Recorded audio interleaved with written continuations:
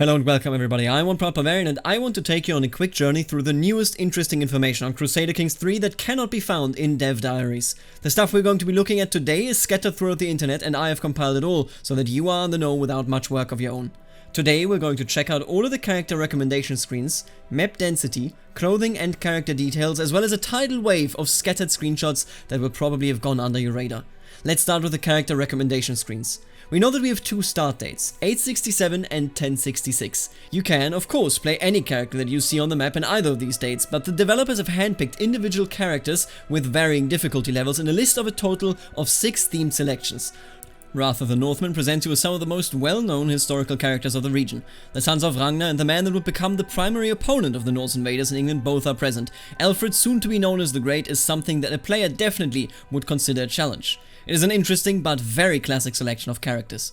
The Great Adventurers recommendation screen, on the other hand, gives you accomplished legends and those that would like to get there. Hastin, Rurik and Almos Arpad are all very well-known characters, each equipped with power and room to grow in this start date, whereas Count Odo is barely 10 years old in this start date, but would historically go on to make his father Robert proud by becoming the first king of France of this dynasty. Odo's accomplishments then would continue to echo through history for centuries to come, since his dynasty contains branches such as House Capet itself. This means that unless the player succeeds, Louis XIV, the Sun King, will never come around. The last pick on this screen is Darauma, the last Kabara of Daura, the last matriarch in a long line of matriarchal rulers of the Hausa people. While the matriarchal order came to an end with her, Darauma laid the foundations for the creation of the Hausa Empire, a lasting and prosperous realm in sub-Saharan Africa. She is, without a doubt, an incredibly challenging start. While the first 3 adventures are already quite powerful, Odo and Darauma come with big challenges ahead. They seem like they are the perfect picks, however, if you want to explore the new cadet branch system of CK3, as well as the newly expanded sub-Saharan Africa. Next up are the infighting Carolingian rulers of Western and Central Europe. The Carolingian Empire has seen a loss in central authority since its rise under their ancestor Charlemagne, and while the succession laws of the dynasty have determined that Louis II of Italy is destined not just to be the king of Italy, but also the emperor of the complete Carolingian Empire, this is not reality. His authority is practically nil. This particular region was home to absolute chaos and border gore galore in Crusader Kings II, and hence this character recommendation screen makes a lot of sense, since the player is thrown into the abstract chaotic reality that is Carolingian Europe in Crusader Kings II and in Crusader Kings III. Next up, we reach the 1066 and another very classic Crusader Kings starting region. 1066 is the traditional starting point for any CK game, and this screen asks you to play the current King of England, Harold Godwinson, or any of the 3 pretenders to his throne, William the Bastard, Harald Hardrada and King Sven of Denmark, all competing for the crown of England. The remaining recommendation on the screen at first appears a bit tacked on, since King Malcolm III of Scotland did indeed not have a claim to England. He did, however, historically have a great involvement in harbouring the enemies of whoever was the Lord of England at the time. Scotland is indeed a perfect position for newer players to witness the chaos that unfolds early on in the start date, while not being overburdened with a gigantic realm. This way, new players can try to get a feeling for opportunity knocking on the king's door.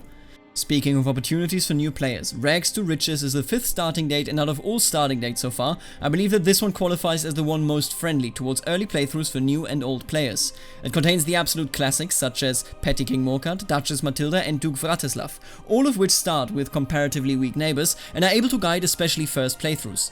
Emir Yahya and Duke Robert, on the other hand, start in hotly contested areas, with Emir Yahya needing to worry about the Christian lords to his north, as well as the unruly Muslim lords of the south, while Duke Robert and his Norman servants have to face down the Pope, the East Roman Empire, and the Sicilian Muslims, which would all like to see his reign to be cut short.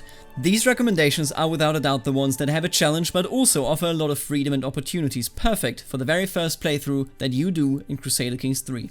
Last, and possibly actually least, Iberia in Pieces is a bit of a one-sided selection, seeing as every single member is part of the Jimenez dynasty. When I can completely get behind incentivizing the Iberian experience to players, it is one of the most intrigue-rich settings in the entire series. I personally believe that one Jimenez ruler could have done the job just as well, while making more room for rulers in, for example, the Middle East, India, the Steppes, or Africa.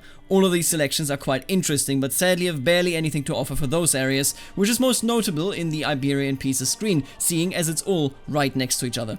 Nonetheless, especially Infanta Urraca, the absolute underdog of the region, is worth checking out. Now, that was it in terms of starting screens, but I got something else incredibly juicy for you in regards to the map. Vige, a user on the official Paradox Interactive forum, has created a comprehensive breakdown of province distribution in CK3 in comparison to CK2. What you can see right here is the county map in Crusader Kings II that we are all used to. This map has been reworked several times in several regions over the long life of CK2 and used to have a considerably lower amount of counties. Now, here's the county map of Crusader Kings III. While it does cover more room to the east and south, the density in Europe and other regions that already existed in CK2 is very much noticeable on first glance. But Vige, the madman, was not yet satisfied, and so he went and calculated the actual differences, as you can see in this screenshot right here. While some regions mostly shifted some counties around, Britannia and Italia, for example, did this. Hungary more than doubled, Germany and Poland almost doubled, and Hispania got a healthy push, as well as Anatolia, North Africa and Arabia. They received overworks that were long overdue. The majority of new provinces lies within the new regions, of course, but practically everybody besides Russia and Volga-Ural got enormous improvements to either province distribution and or density.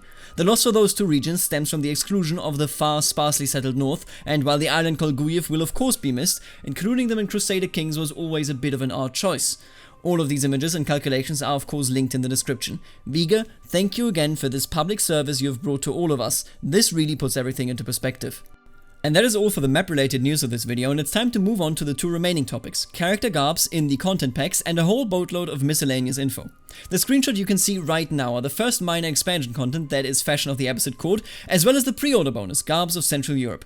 It was clear that the minor expansion content mentioned previously by Paradox would most likely be cosmetics, effectively giving players a completely optional content choice without missing out on much if they rather stay away from these. We will see as time goes on how Paradox's new approach to DLC works out for the players, but one thing has to be said. The Garbs look absolutely amazing, and so do the characters. I was positively surprised when I saw the differences in face structures in these screenshots and the extremely colorful Garbs fitting for royalty. One of the few questions resulting from these content package screenshots, however, is the question whether crowns are also expansion content, seeing as they are in the screenshots. It would strike me as very odd that the imperial crown of the Holy Roman Empire might find itself behind a content pack. With that being said, however, we will know more on this in just a bit more than 2 months, since September 1st is coming towards us with gigantic steps. And the last thing that I want to say in this video on the topic of characters is that effectively we know that there is a barbershop, but I must disappoint all of you. I haven't heard anything about the topic of a character creator, ruler designer, so to speak, and I don't think that if they haven't said it until now, it will be in the game. There is of course still a bit of hope, but I highly doubt it at this point. And now the last part of this video will essentially be about the topic of miscellaneous things that have been in screenshots but have most likely been missed by you and many others. So let's just jump into these because there are a lot of them that I personally thought were quite interesting to look at. What has been talked about quite a bit on the topic of negotiation and more freedom was peace deals, but I don't have anything in relation to that because that will of course not be in the actual base game, but what we do have is a working interface on negotiating the topic of a release of a prisoner. Now all of these options were already in Crusader Kings II, but they were not a working interface, and my hope is that this interface could essentially be grandfathered into the topic of negotiating a peace deal, such as hostages or such as, for example, a new marriage.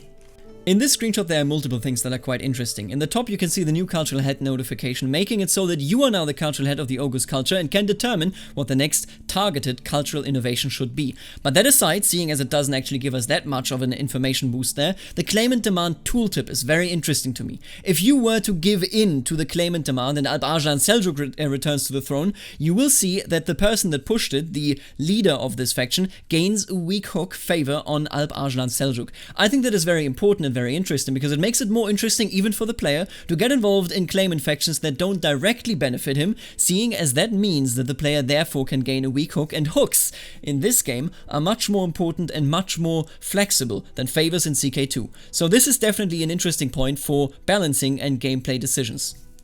This screenshot I wanted to show you because it is something that we have heard about but never seen in action. My last chance is in this case an event that makes it so that the Wanderer Dobroslava says I will move on unless you push my claim. And this is this Wanderer system in action that was talked about so very early on in the development diaries. I'm very excited for this one, and this event is indeed very fitting. It is roleplay fitting, but it also builds up pressure for the player.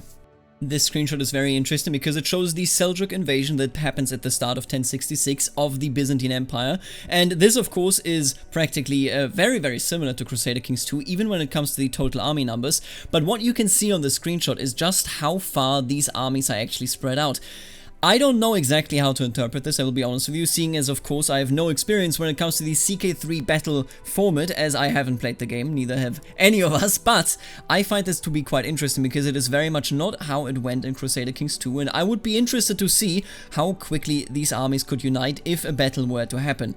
This screenshot is very interesting to me because while we already had a negotiation interface earlier, this one is with an actual landholding character. You can see that you can either negotiate release for money or for a favor. And in this case, I will immediately say, wouldn't it be very convenient if you could also negotiate marriages in this interface? The interface already exists the way I see it. This is definitely something that CK3 should be able to expand into quite easily. What we can see right here is effectively a screenshot of a custom kingdom creation. The character was in control of the duchies of Lombardia, Emilia, and of course of Piedmont, and has created out of those three, similar to how it works in CK2, the Kingdom of Lombardy. Now I would be very interested when it comes to naming or even the sigil choosing, but I will tell you that the kingdom title in this case does have simply the sigil of the original duchy title that was the primary title of the player here.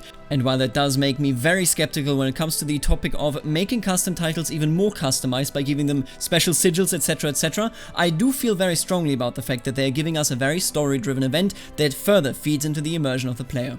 And speaking of immersion, this screenshot shows a faction organizing and you as the liege having an opportunity to do something about it. This was something completely missing in Crusader Kings II, and while we did already know that Crusader Kings III of course has vastly expanded factions, this screen confirms exactly how it goes, and I think it is really cool because this decision feeds further into the stress system and makes it so that you can use your strengths or simply force or money. Right here we can see the arrangement of a betrothal, and besides the child looking very odd, what is very interesting about the screenshot is simply the extreme variety that we can see in the filter selection. They seriously expanded when it comes to the topic of selecting filters and making sure that you marry someone that truly matters.